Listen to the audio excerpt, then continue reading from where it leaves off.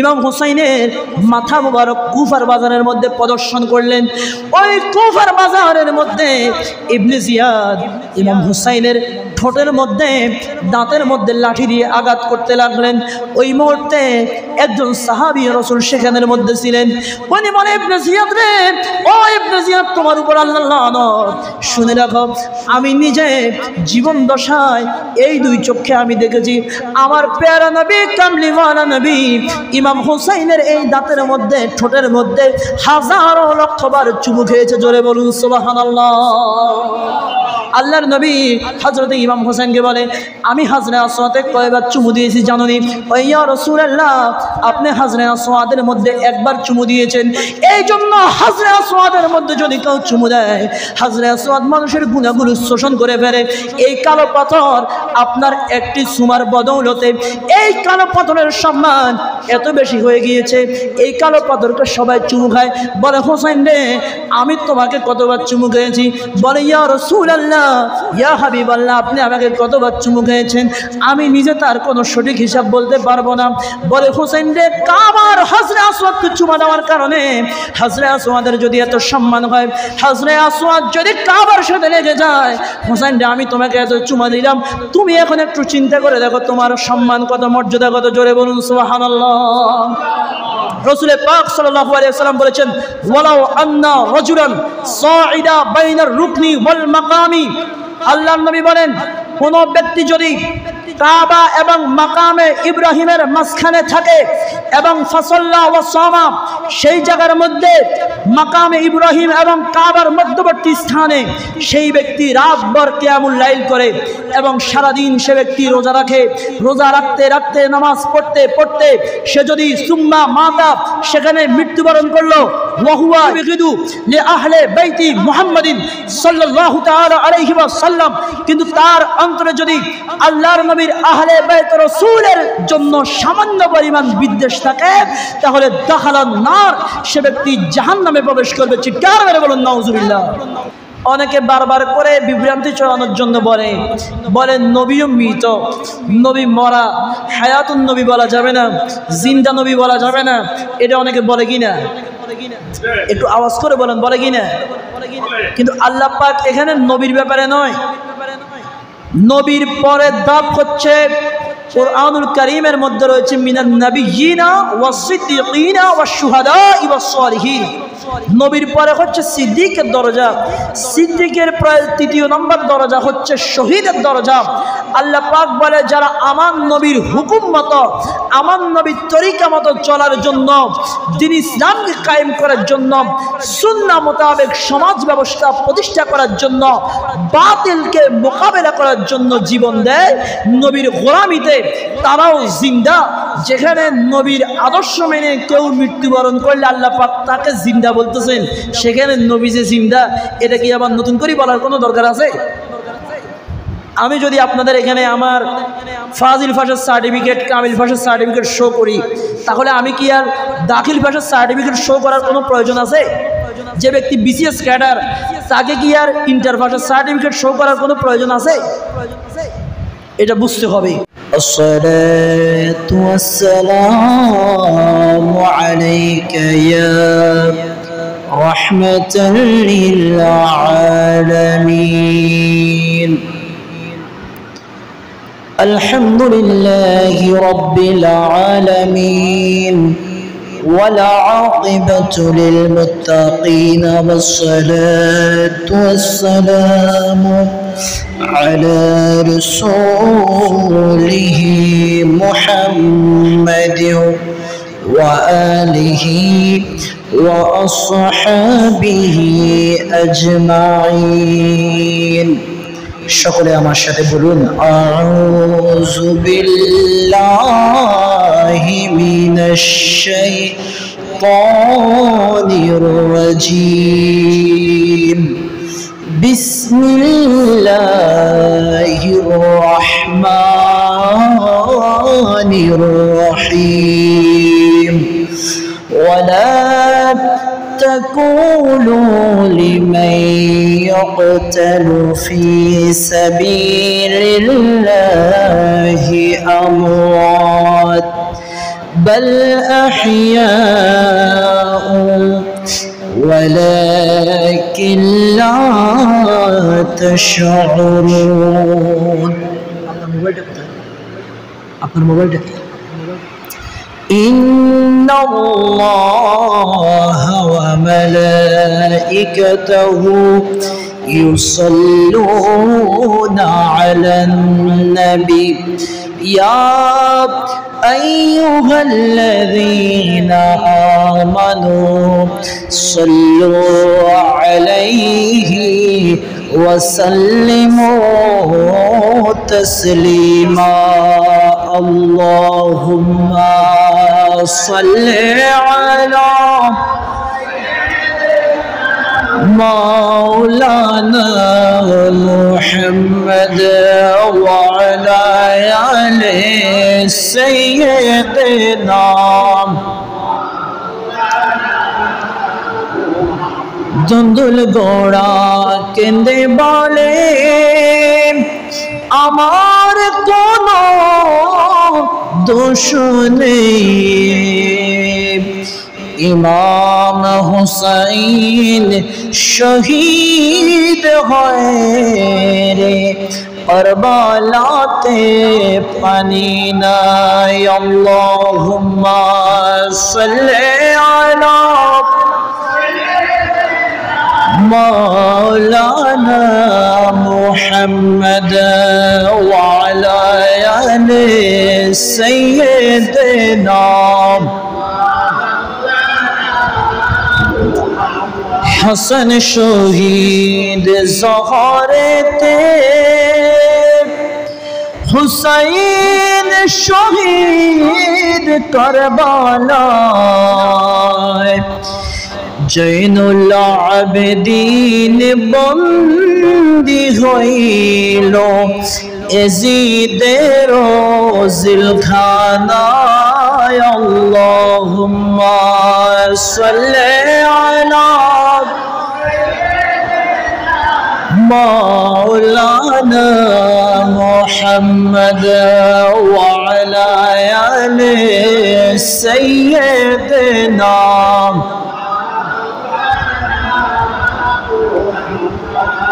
হে হুসাইন নবীজির আওলাদ সালাম জানাই মোরা তোমায়, সালাম জানাই মোরা তোমায়। জানি না কেমন করে ছিলেন নবী সোনার মদিনায়, জানি না কেমন করে ছিলেন নবী সোনার মদিনায়। যে সময় এজিদের দল তোমার বংশে তলোয়ার চালায়, হে হুসাইন নবীজির আওলাদ সালাম জানাই মোরা তোমায়, সালাম জানাই মোরা তোমায়। যে গলায় চুমু খেতেন আল্লাহর হাবিব নবীজি মুস্তাফা, যে গলায় চুমু খেতেন আল্লাহর হাবিব নবীজি মুস্তাফা, কিভাবে সেই গলাকে নীল তারা তীরের আগায়, কিভাবে সেই গলাকে নীল তারা বর্ষার আগায় জানি না কেমন করে ছিলেন নবী সোনার মদিনায় যে সময় এজিদের দল তোমার বংশে তলোয়ার চালায় হে হোসেন নবীজির औलाद সালাম জানাই মোরা তোমায় সালাম জানাই মোরা তোমায় লক্ষ কোটি সালাম তোমায়। উপস্থিত দক্ষিণ বাটরা গৌসুল আজম রাদিয়াল্লাহু তাআলা আনহু জামে মসজিদের সম্মানিত মুসল্লিয়ানে ইকরাম মুরব্বিয়ানে ইজাম বেরাদারানে ইসলাম বিশেষ করে পর্দানশীন আবেদা জাহিরা তৈয়বা তাহিরা মা এবং বোনেরা প্রত্যেকের প্রতি আমার আবারও সালাম রহিমানি ওয়া রাহিমাকুমুল্লাহ আসসালামু আলাইকুম ওয়া রাহমাতুল্লাহি ওয়া বারাকাতুহু। আল্লাহ রাব্বুল আলামিনের দরবারে লক্ষ কোটি শুকরিয়া আদায় করি যেই মহান রব্বুল আলামিন আমাদেরকে বছরের অতি সম্মানিত 4টি মাসের একেবারে প্রথম মাস মুহররম মাস, এই মাসের আজকে শেষ জুমায় জুমার নামাজ আদায় করার জন্য এই প্রতিকূল আবহাওয়ার মধ্য দিয়েও আল্লাহর ঘর মসজিদে আসার এবং বসার তৌফিক দিয়েছে। এজন্য শুকরিয়া আদায় করি, সকলে উচ্চকণ্ঠে বলি আলহামদুলিল্লাহ, আর উচ্চকণ্ঠে বলি আলহামদুলিল্লাহ। আমি আপনাদের সম্মুখে 2 নম্বর পারা সূরাতুল বাকারার আয়াতে কারিমা তেলাওয়াত করেছি।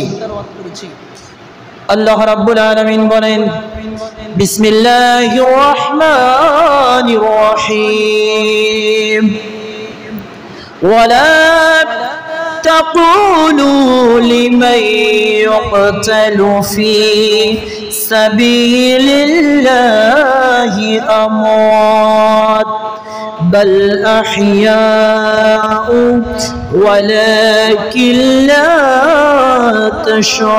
تشعرون الله رب العالمين বলেন ولا تقولوا তোমরা বলিও না লিমান ইউকতালু ফি সাবিলিল্লাহি যারা আমি আল্লাহর রাস্তায় মৃত্যুবরণ করে দিন ইসলামকে রক্ষা করার জন্য, সমাজের মধ্যে ন্যায় নিষ্ঠা প্রতিষ্ঠা করার জন্য যারা শাহাদাত বরণ করে তোমরা তাদেরকে মৃত বলিও না। আল্লাহ বলেন বাল আহইয়া, বরং তারা হচ্ছে জিন্দা।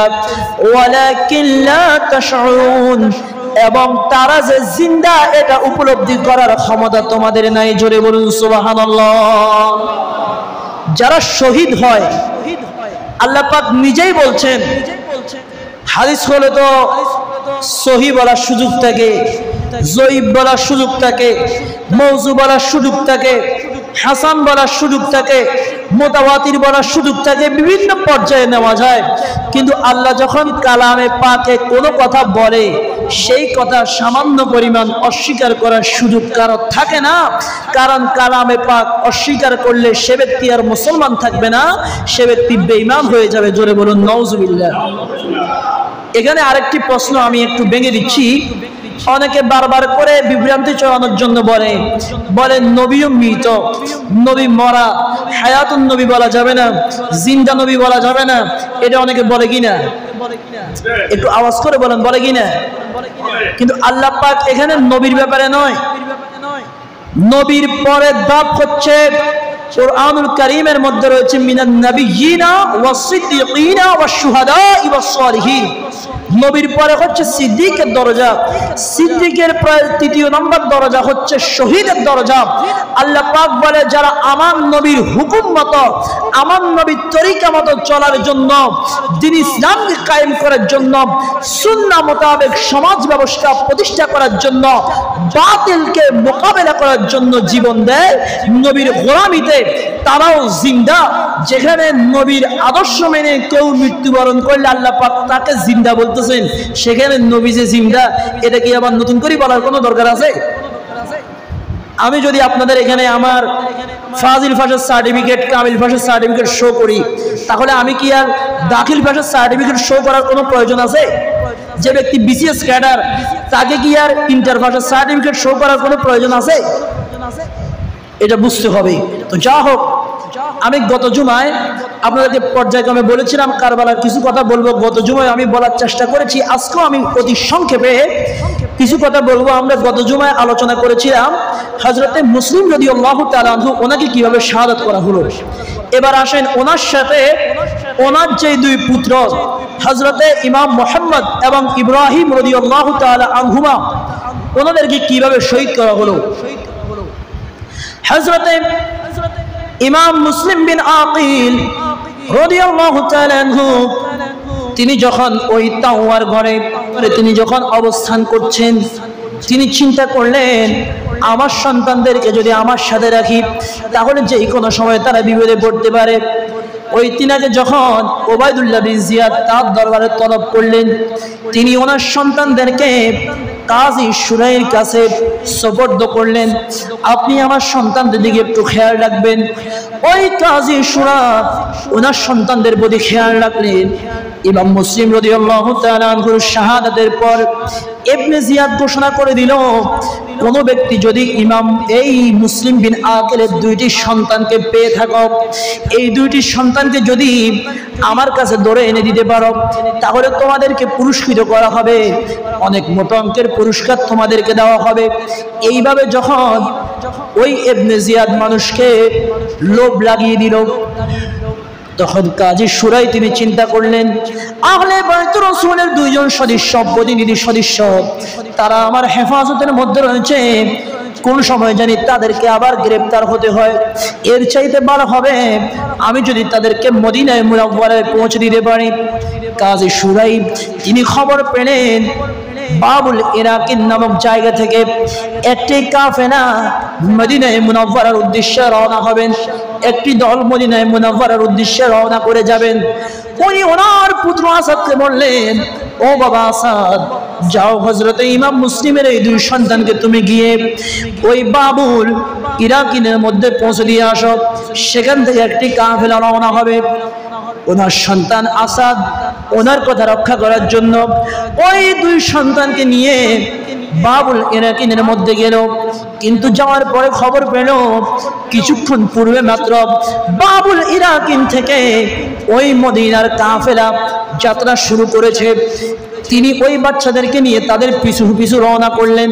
রওনা করতে করতে করতে করতে অনেক দূর যাওয়ার পরে তিনি যখন পায়ের চিহ্ন দেখতে পেলেন, আবার এই দিক দিয়ে সন্ধ্যা হতে শুরু করেছে, আকাশের মধ্যে অন্ধকার নামতে শুরু করেছে।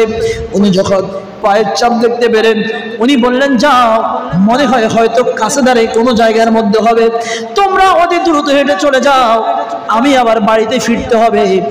ওই সময় কাজী শুরাইর পুত্র আসাদ সেইখানের মধ্যে তাদেরকে রেখে তিনি আবার ব্যাক করলেন ওনার বাড়ির উদ্দেশ্যে। ইমাম মুসলিমের দুই সন্তান তারা অনেক চেষ্টা করেও ওই কাফেলাকে ধরতে পারে নাই। সকালবেলা দুইটি ভাই একটি কূপের কাছে গিয়ে বসে আছে, কারণ তাদেরও জানা হয়ে গেছে তাদের বাবা মুসলিমকে যেখানের মধ্যে হত্যা করা হয়েছে তাদেরকে ধরতে পারলো কেউ তাদেরকে সেখানের মধ্যে জীবিত রাখবে না। এরকম সমস্যার মধ্যে পড়ে ওই বাচ্চা দুটি সেখানের মধ্যে বসে আছে চুপচাপ করে। এক ব্যক্তির একজন দাসী ছিল। এক দাসী ওই কূপের মধ্যে যখন পানি আনতে গেল, পানি আনতে গিয়ে ওই দাসী নজর করলো ওই জায়গার মধ্যে দুইটি সন্তান বসা, এত সুন্দর ফুটফুটে চেহারা, নূরানি চেহারা। ওই দাসী দেখে মনে মনে চিন্তা করলো এই দুইটা সন্তান হয়তো ইমাম মুসলিম বিন আকিলের সন্তান হবে। তাদেরকে দেখে বলল, ও বাবারা, তোমাদের নাম কি? বলে, আমাদের নাম হচ্ছে মোহাম্মদ এবং ইব্রাহিম। আমার বলে, তোমাদের বাবার নাম কি? বলে, আমাদের বাবা হচ্ছে ইমাম মুসলিম রাদিয়াল্লাহু তাআলা আনহু, যিনাকে শহীদ করা হয়েছে। ওই মহিলার ভয়ে ওই বাচ্চাগুলো থরথর করে কাঁপতে লাগলো। তারা চিন্তা করলো ওই মহিলা, ওই দাসী মহিলাটা না জানি আবার তাদেরকে নিয়ে যায়। ওই দাসী কি করলো? দাসী বলে, তোমরা ভয় পাওয়ার কোনো কারণ নাই। আমার ঘরের যে মালিক রয়েছে, আমার মালিকের স্ত্রী, সে আহলে বাইত রাসূলের একজন প্রেমিক। তার কাছে যদি তোমরা যেতে পারো তাহলে তোমরা সেইখানের মধ্যে নিরাপদে থাকতে পারবে। এজন্য ওই আহলে বাইতের প্রেমিক মহিলার কাছে তাদের দুইজনকে নিয়ে গেল। এই বাচ্চা দুটোকে যখন ওই জায়গার মধ্যে নিয়ে যাওয়া হলো, বাচ্চা দুটোকে ওই মহিলা সুন্দরভাবে গোসল করিয়ে দুপুরের খানা ওই বাচ্চাদেরকে খাওয়ালো। খাওয়িয়ে সুন্দরভাবে তাদেরকে ওই জায়গার মধ্যে ঘরের একটা কামরার মধ্যে রেখে দিল এবং বলল, তোমরা সারাদিন ওই কামরার ভিতরে থাকবে, রাত্রে কোনো সাউন্ড করবে না, আমি তোমাদেরকে সুযোগ বুঝে মদিনায়ে মুনাওয়ারায় পৌঁছে দিব। কিন্তু ওই মহিলার স্বামী এমন একটি দুশ্চরিত্র, ওই মহিলার স্বামীর নাম হচ্ছে হারেস। ওই হারেস নামের দুষ্ট ব্যক্তিটি পুরস্কারের আশায় সারা দিনভর যখন ওই মুসলিম বিন আকিল রাদিয়াল্লাহু তাআলা সন্তানদেরকে খোঁজাখুঁজি করতেছে, করতে করতে এক পর্যায়ে তার ঘোড়া ছিল, ওই ঘোড়াটা এক পর্যায়ে মারা গেল। মারা যাওয়ার পরও সে বারবার করে খুঁজতে খুঁজতে ক্লান্ত হয়ে গেল। রাত্রি যখন সে ঘরে আসলো, তার স্ত্রী প্রশ্ন করলো, ও স্বামী, আজকে সারাদিন আপনি কোথায় ছিলেন? আপনাকে এত পেরেশান কেন দেখাচ্ছে? আপনাকে এত ক্লান্ত কেন লাগতেছে? তিনি বলে, তুমি কি এই সংবাদ শুনতে পারোনি? ওই ইমাম মুসলিমের দুইটি সন্তান রয়েছে, মুহাম্মদ এবং ইব্রাহিম। ওই দুইটি সন্তানকে যদি ওবায়দুল্লাহ বিন জিয়াদের কাছে আমি নিয়ে যেতে পারি তাহলে অনেক স্বর্ণ রূপা দেওয়া হবে, অনেক সম্পত্তি দেওয়া হবে, আমরা অল্প সময়ের মধ্যে অতিরিক্ত ধনী হয়ে যেতে পারবো। এই জন্য তাদেরকে আমি সারাদিনভর খোঁজাখুঁজি করেছি, কিন্তু দুর্ভাগ্যবশত তাদেরকে খুঁজতে খুঁজতে আমার ঘোড়াটা মারা গেল। আমি নিজে পেরেশান হয়ে পাগলের মতো খুঁজেছি, তাদেরকে কোনো জায়গার মধ্যে পাই নাই। ওই মহিলা বলে, পানের স্বামী গো, তারা তো আহলে বাইত রাসূলের একজন প্রতিনিধি, তাদের সাথে আপনি কেন দুর্ব্যবহার করতে যাচ্ছেন? তারা যদি শান্তিতে থাকে, তাদেরকে আপনি যদি মদিনায় পৌঁছতে সাহায্য করেন, হাসরের মাঠে নবীর সামনে আপনি দাঁড়াতে পারবেন। কিন্তু যদি তাদেরকে আপনি ধরার জন্য আপনি চিন্তা ভাবনা করে থাকেন, হাসরের ময়দানে কিভাবে আপনি আল্লাহর নবীর সামনে মুখ দেখাবেন, কিভাবে আপনি সেই দিন শাফাতের আশা করবেন? ওই দুশ্চরিত্র হারেস বলে, তুমি আমাকে বেশি জ্ঞান দিতে যাইও না, আমার অনেক সম্পদের প্রয়োজন, তাদেরকে ধরলে আমি সম্পদের মালিক হতে পারবো। এই কথা বলে রাতের খাবার খেয়ে ওই জালেম ঘুমিয়ে গেল। কিছুক্ষণ পরে গভীর রাত, ওই দুই ভাই মোহাম্মদ এবং ইব্রাহিম তারা স্বপ্নের মধ্যে দেখলেন আল্লাহর পেয়ারা নবী দু জাহানের বাদশা মুহাম্মদুর রাসূলুল্লাহ সাল্লাল্লাহু আলাইহি ওয়াসাল্লাম জান্নাতের মধ্যে ঘুরতেছেন। মাওলা আলী শেরে খোদা মা ফাতেমাতুজ জাহরা, হযরতে হাসান মুজতবা এবং তাদের আব্বা হযরতে মুসলিম বিন আকিল রাদিয়াল্লাহু তাআলা আনহু, তিনিও ওই জায়গার মধ্যে আছেন। তারা ঘোরাঘুরি করতেছেন।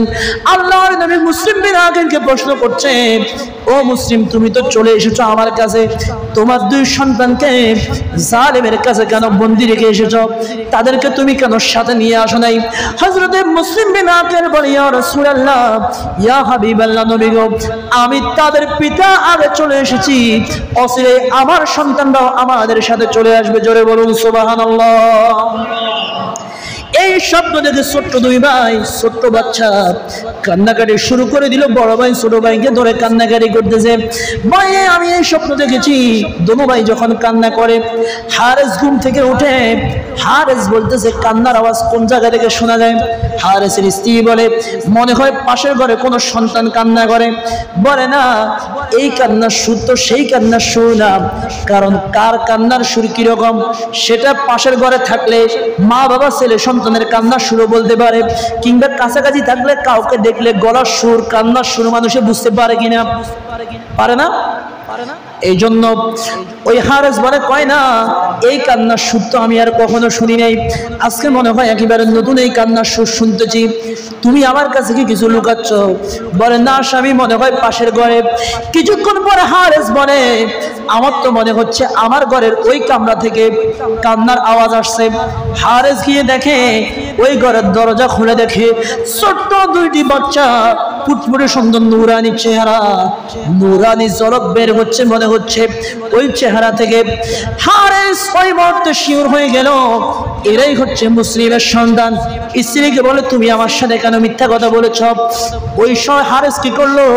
তাদেরকে বেঁধে ফেললো এবং বেঁধে তালাবদ্ধ করে রাখলো। সারা রাত হারেসের চোখে আর কোনো ঘুম নেই, কখন সকাল হবে, কখন তাদেরকে সে নিয়ে যাবে। সকাল হওয়ার পরে হারেস ধারালো একটি তরবারি নিল, ওই দুই ভাইকে পুরাত নদীর তীরের মধ্যে নিয়ে, পুরাত নদীর পাড়ের মধ্যে নিয়ে ওই দুই ভাইকে শহীদ করবে। কিন্তু স্ত্রী হাতে ধরে পায়ে ধরে, পানের স্বামী গো, তোমার কাছে আমি কিচ্ছু চাই না, শুধু একটি জিনিস চাই, এই আহলে বাইত রাসূলের সদস্য, তাদের প্রতিনিধি, আপনি তাদেরকে জানে মেরে ফেরিয়েন না, আপনি তাদেরকে মুক্ত করে দেন। বলে না, এটা তো কোনো মতেই সম্ভব না। কিন্তু তার স্ত্রী নিরুপায় হয়ে পরবর্তীতে বলতেছে, আপনি যদি তাদেরকে মুক্তি না করেন, আমি আপনার কাছে অনুরোধ করতেছি, আপনি অন্তত ইবনে জিয়াদের কাছে তাদেরকে জীবিত নিয়ে যান, তাদেরকে আপনি মেরে ফেরিয়েন না। কারণ ইবনে জিয়াদ তাদেরকে মারার হুকুম দেয়নি, বলেছে তাদেরকে নিয়ে যাওয়ার জন্য। কিন্তু ওই দুশ্চরিত্র, ওই বদমাইশ লোভে মানুষ কিরকম অন্ধ হয়ে যায়। কারবালার ঘটনার থেকে অনেক কিছু আমাদের শিক্ষণীয় রয়েছে। ওই বেয়াদব কি করলো? তার স্ত্রীকেও সে কতল করে ফেললো, এমনি ভাবে তার সন্তানও বাধা দেওয়ার কারণে কয়েকবার করে তার সন্তানকেও প্রেক্ষিতে সে কতল করে ফেললো। অনেক লম্বা কথা, আমি সংক্ষেপে বলছি। তার একজন দাসী ছিল, ওই দাসীকে যখন হত্যা করার জন্য বলল, ওই দাসী হত্যা করলো না, সে ওই দাসীকেও হত্যা করে ফেললো। এবার সে নিজেই সবাইকে হত্যা করে পুরস্কারের লোভে সে নিজেই ওই দুইটি ফুটফুটে বাচ্চার গলার মধ্যে ছুরি চালিয়ে তাদের দেহটাকে ফোরাত নদীর মধ্যে ফেলে দিল। কারণ সে চিন্তা করলো, যদি এই দুই সন্তানকে সে জ্যান্ত নিয়ে যায়, প্রতিমধ্যে যদি কোনো ব্যক্তি দেখে, তার মতো আরো কোনো লোভী যদি দেখে, তাহলে তার থেকে যদি ওই বাচ্চাগুলোকে নিয়ে যায়, তাহলে সে তো পুরস্কার পাবে না। এই জন্য সে দোনো ভাইয়ের কল্লাগুলাকে জব করে শরীরটাকে ফোরাত নদীতে ফেলে দিয়ে দুইটি কল্লাকে একটি ব্যাগের মধ্যে ঢুকিয়ে ভালোভাবে সে নিয়ে যাচ্ছে ওবায়দুল্লাহ বিন জিয়াদের দরবারে। ওবায়দুল্লাহ বিন জিয়াদের দরবারে যখন নিয়ে গেল, ওবায়দুল্লাহ বিন জিয়াদের কাছে যখন পুরস্কার চাইল, ওবায়দুল্লাহ বিন জিয়াদ বলল, তুমি তাদেরকে কোথায় রেখেছো? বলে এই বস্তার মধ্যে, ব্যাগের মধ্যে তাদের মাথা রয়েছে। ওবায়দুল্লাহ বিন জিয়াদ তখনই খুব বেশি রাগ হয়ে গেল, কারণ প্রতিমধ্যে ওই বাবুল ইরাকিনে দিয়ে আসার পরে সেখান থেকে আবার একটি দল ওই দুইটি সন্তানকে ধরে ফেলেছে, ধরে ওবায়দুল্লাহ বিন জিয়াদের কারাগারে দিয়েছে। ওবায়দুল্লাহ বিন জিয়াদ আবার সেখান থেকে পত্র লিখেছে এজিদের কাছে, তারা আমার কাছে জীবিত আছে, আপনি চাইলে তাদেরকে আমি পাঠাবো। কিন্তু ওই জেলখানায় যেখানে রাখলো, ওই জায়গার দারোগা আহলে বাইতের প্রেমিক, সে তাদেরকে ছেড়ে দিল। এখানে বিরাট ঘটনা, আমি সেই দিকে যাচ্ছি না। এই জন্য ওবায়দুল্লাহ বিন জিয়াদ চিন্তা করলো, তোমাকে আমি তাদেরকে জীবিত নিয়ে আসার কথা বলেছি, তুমি কেন তাদেরকে কল্লা নিয়ে এসেছো? এখন যদি ইয়াজিদ আমার কাছে জীবিত তলব করে, আমি ইয়াজিদের কাছে কি পাঠাবো?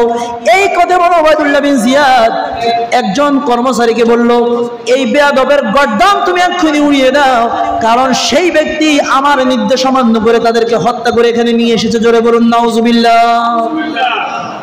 দেখেন লোভে মানুষের কিরকম ক্ষতি হয়।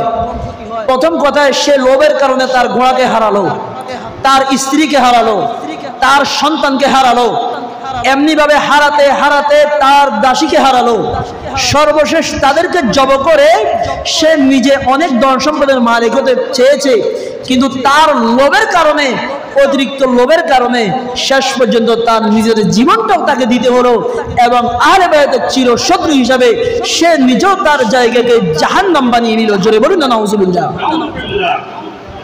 এইভাবে সেই জায়গার মধ্যে হারেস হত্যা হয়ে গেল। এরকম করে ইমাম হোসেন রাদিয়াল্লাহু তাআলা ওই দিক থেকে ইরাক থেকে রওনা দিলেন।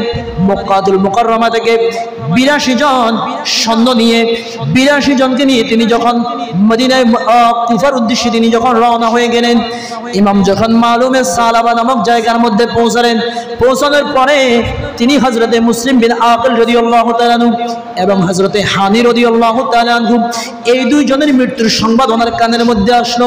কিছুক্ষণ পরে তিনি মাকামে জাবালার মধ্যে গিয়ে সমস্ত লোকদের উদ্দেশ্যে ভাষণ দিচ্ছেন। ও আমার সঙ্গী সাথীরা শুনো, তোমরা যারা আমার সাথে প্রতিমধ্যে অ্যাড হয়েছ এবং যারা মক্কা থেকে আমার সাথে সবাই কান খুলে শুনে রাখো, কুফার অবস্থা কিন্তু পরিবর্তন হয়ে গেছে। তাদের কথা যে এরকম ছিল, কাজ কিন্তু ভিন্ন রকম হয়ে গেছে।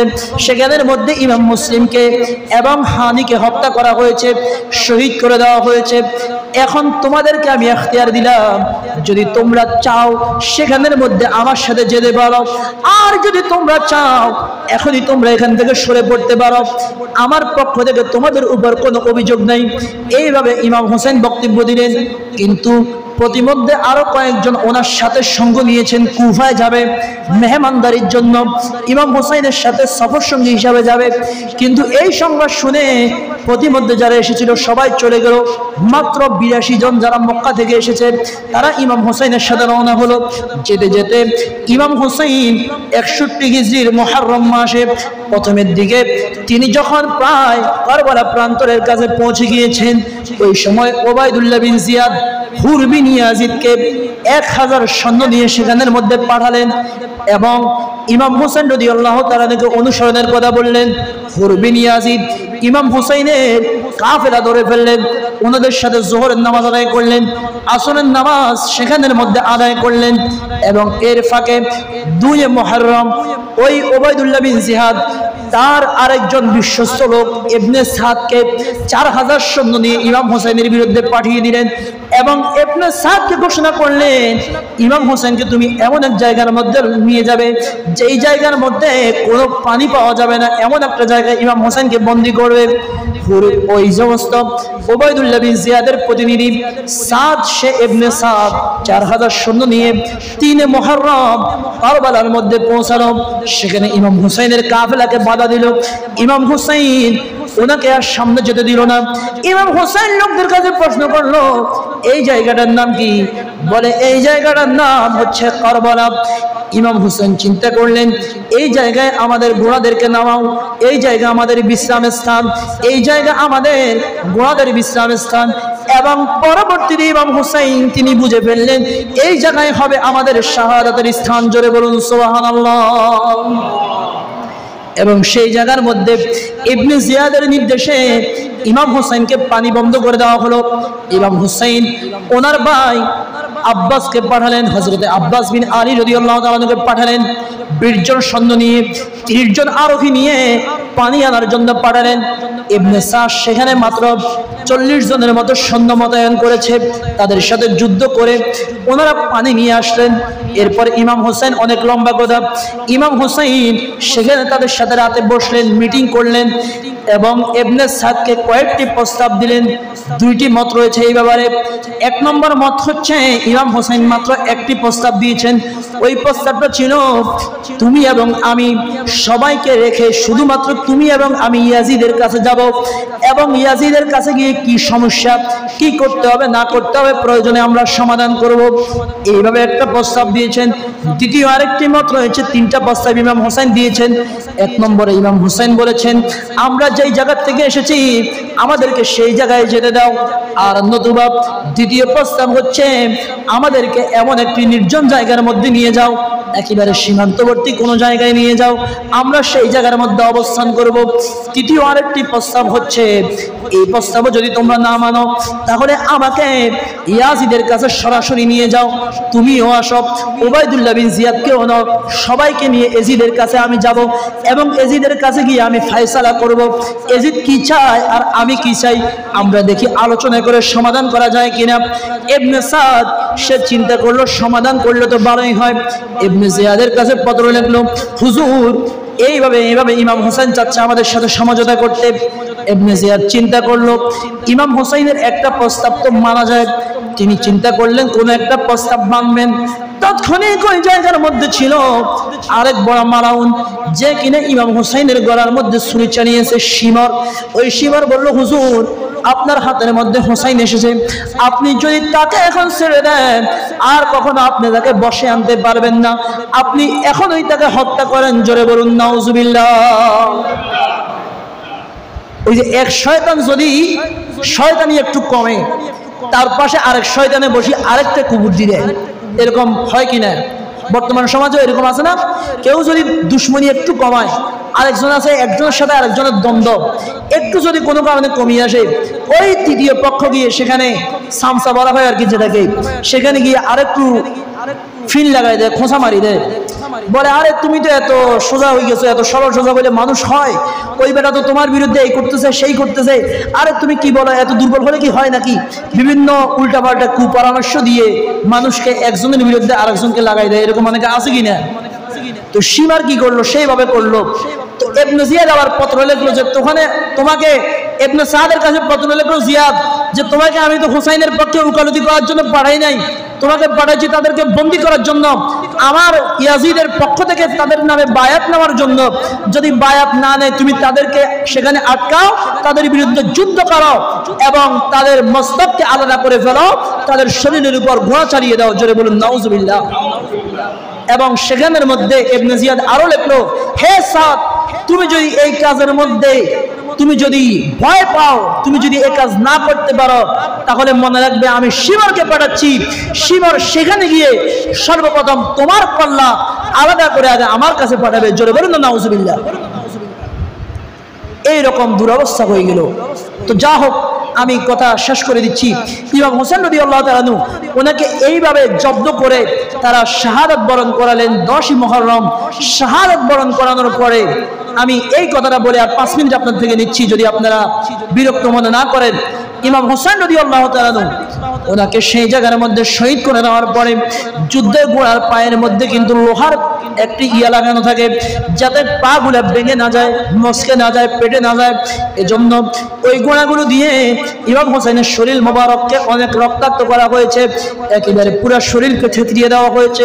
এইভাবে ইমাম হোসেনকে নির্মমভাবে শাহাদাত বরণ করিয়ে দেওয়া হয়েছে। আমি আর সেই ঘটনা আর বলবো না। সামনের দিকে আমি শুধু ইমাম হোসেনের মস্তক মোবারক, আল্লাহ পাক যে কালামে পাকের মধ্যে বলেছেন, ওয়ালা তাকুলু লিমান ইউকতালু ফি সাবিলিল্লাহি আমওয়াত, এই আয়াতটা বোঝানোর জন্য আমি বলছি। ইমাম হোসেনের মাথা মোবারক কুফার বাজারের মধ্যে প্রদর্শন করলেন।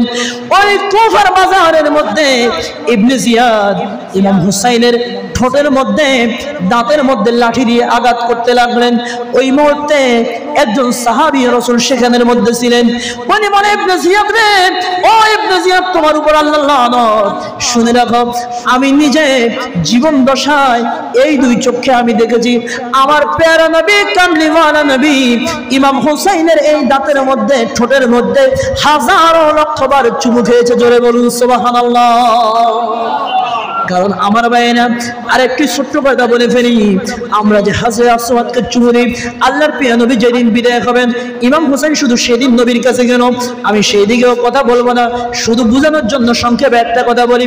হযরত আসওয়াদের মধ্যে চুমু দিই, আল্লাহর নবী হযরত ইমাম হোসেনকে বলে, আমি হযরত আসওয়াদকে কয়বার চুমু দিয়েছি জানেন? ও ইয়া রাসূলুল্লাহ, আপনি হযরত আসওয়াদের মধ্যে একবার চুমু দিয়েছেন। এই জন্য হযরত আসওয়াদের মধ্যে যদি কেউ চুমু দেয়, হযরত আসওয়াদ মানুষের গুণাগুলো শোষণ করে ফেলে। এই কালো পাথর আপনার একটি সুমার বদৌলতে এই কালো পাথরের সম্মান এত বেশি হয়ে গিয়েছে, এই কালো পাথরকে সবাই চুমু খায়। বলে হোসেন রে, আমি তোমাকে কতবার চুমু খেয়েছি? বলে ইয়া রাসূলুল্লাহ, ইয়া হাবিবাল্লাহ, আপনি আমাকে কতবার চুমু খেয়েছেন? আমি নিজে তার কোনো সঠিক হিসাব বলতে পারবো না।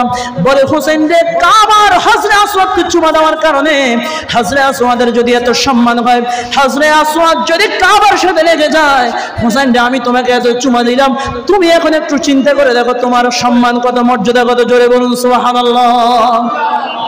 সেই জায়গার মধ্যে ইমাম হুসেনকে এইভাবে ওনার মাথা মোবারক নেওয়া হলো। এরপরে ইমাম হুসেনের মাথা কুফার একজন ওই যে ইয়াজিদের দরবারে নেওয়ার আগে একজন পাদ্রী লাগলেন, 10,000 দিরহাম দিয়ে কিনে রাখলেন। সেখানে মাথা মোবারকের কেরামত দেখে তিনি মুসলমান হয়ে গেলেন, কালিমা শরীফ পড়ে ফেললেন। এরপরে ইয়াজিদের দরবারে যখন ইমাম হুসেনের মাথা মোবারক নিয়ে যাওয়া হলো, ইয়াজিদ প্রথমে দেখে একটু ব্যাংসা ধরে সে কান্না করতেছে, কিন্তু আসলে ইয়াজিদের এই হুকুমদাতা, জোরে বলুন নাউজুবিল্লাহ, ইয়াজিদ প্রথমে রাজনৈতিক পলিটিক্সের কারণে মানুষ হত্যা সে নিজেই করেছে, ইয়াজিদ হুকুম দিয়ে করিয়েছে, কিন্তু ইয়াজিদ এখন কান্না করতেছে, মায়া কান্না দেখাচ্ছে আর কি, মানে মানুষকে বুঝাচ্ছে যে আমি তো হোসাইনের হত্যার পক্ষে ছিলাম না। এরপরে ইয়াজিদও সেই একই কাজ করলো, এবং যা হোক পরবর্তীতে আরো অনেক ঘটনা ঘটেছে। এজন্য আমি কারবালার ইতিহাস টেনে ধরলাম। আল্লাহ পাক আমাদের সকলকে আহলে বাইত রাসূলের প্রেমিক হওয়ার তৌফিক দান করুক, সকলে বলুন আমিন। কারণ মুসলিমের মধ্যে রাসূল পাক সাল্লাল্লাহু আলাইহি ওয়াসাল্লাম বলেছেন, ওয়ালাউ আন্না রাজুলান সাঈদা বাইনার রুকনি ওয়াল মাকামি, আল্লাহর নবী বলেন কোন ব্যক্তি যদি কাবা এবং মাকামে ইব্রাহিমের মাঝখানে থাকে এবং ফাসাল্লা ওয়া সামা, সেই জায়গার মধ্যে মাকামে ইব্রাহিম এবং কাবার মধ্যবর্তী স্থানে সেই ব্যক্তি রাতভর কিয়ামুল লাইল করে এবং সারাদিন সে ব্যক্তি রোজা রাখে, রোজা রাখতে রাখতে নামাজ পড়তে পড়তে সে যদি সুম্মা মাতা সেখানে মৃত্যুবরণ করলো, ওয়াহুয়া ইউহিদু লি আহলে বাইতি মুহাম্মাদিন সাল্লাল্লাহু তাআলা আলাইহি ওয়াসাল্লাম, কিন্তু তার অন্তরে যদি আল্লাহর নবীর আহলে বাইত রাসূলের জন্য সামান্য পরিমাণ বিদ্বেষ থাকে, তাহলে দাখালান নার, সে ব্যক্তি জাহান্নামে প্রবেশ করবে। চিৎকার করে বলুন নাউজুবিল্লাহ। কাবা এবং রুকনে ইয়ামানের মাঝখানে নামাজ পড়ো সে ব্যক্তি জান্নাতে যেতে পারবে না। এজন্য আল্লাহ পাক আমাদের প্রত্যেকের অন্তরে আহলে বাইত রাসূলের প্রেম ভালোবাসা জারি করার তৌফিক দান করুক, সকলে বলুন আমিন।